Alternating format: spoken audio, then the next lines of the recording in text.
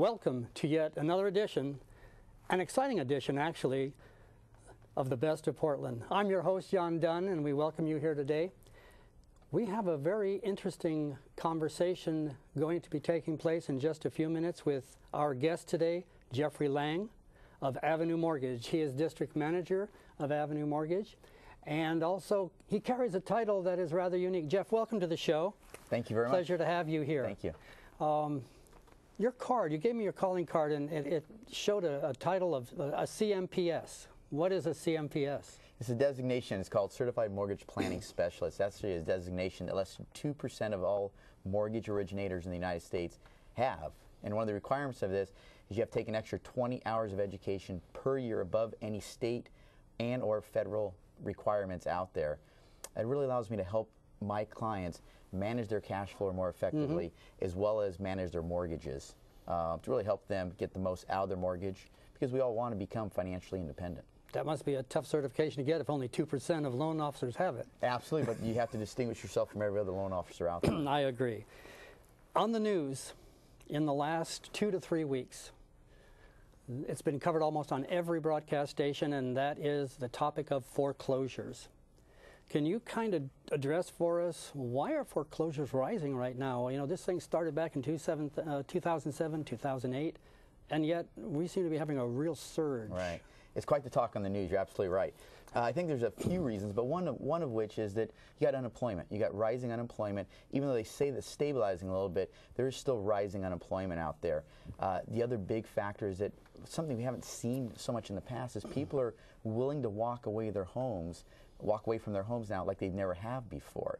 One of the big reasons is that they're realizing they owe more on their home than what it's worth right now. So they're willing to take the risk that, yeah, they might not be able to get financing for the next few years if they walk away from their home, but they don't feel like the market's going to come back and help them out. Now, can the average person buy a foreclosed home?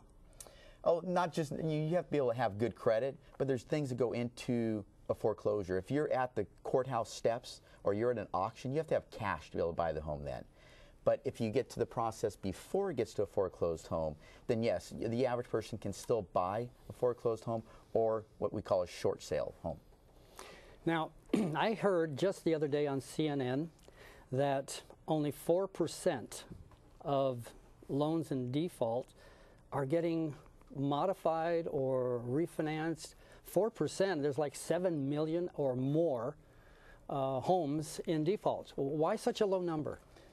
Well, I think a part of it is, you know, people don't have the jobs like they used to either. So they got these homes, they got these loans when they had the income to support it, and now all of a sudden they don't have the income.